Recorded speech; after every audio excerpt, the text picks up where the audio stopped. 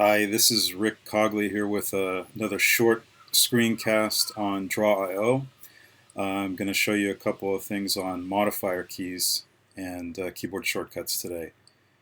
For instance, if we have a diagram and we drag a shape in, we can easily clone that shape by pressing ctrl-drag like this. So we can ctrl-drag to clone a shape. Of course, as you know, we can use the connector arrow to connect and make a line. And for instance, if we modify that line like this, we can also ctrl-drag on the connector arrow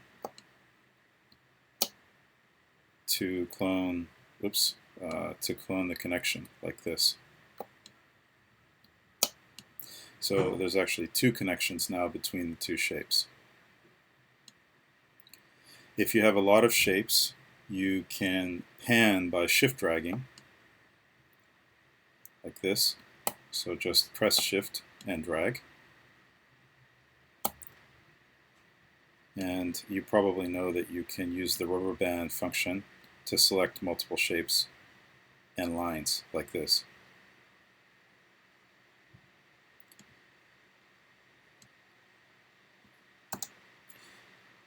Let's also take a look at rotation.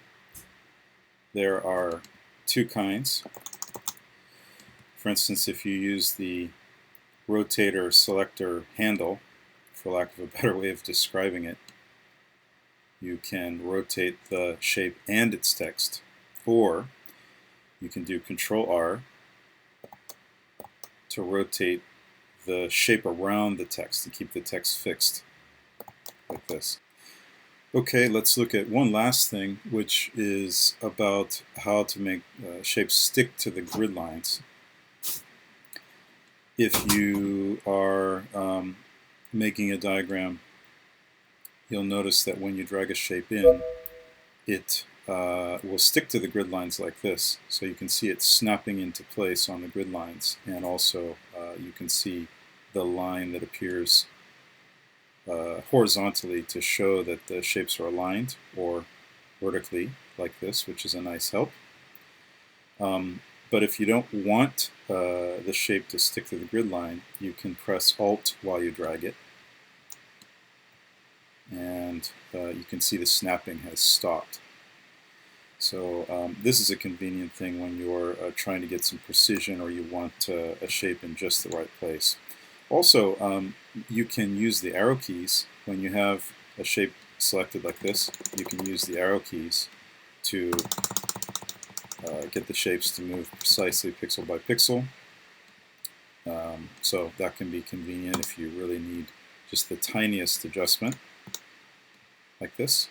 So it looks a lot nicer like that. So and that's about it for today. I think this screencast showed a little bit of how to use modifier keys and keyboard shortcuts in Draw.io.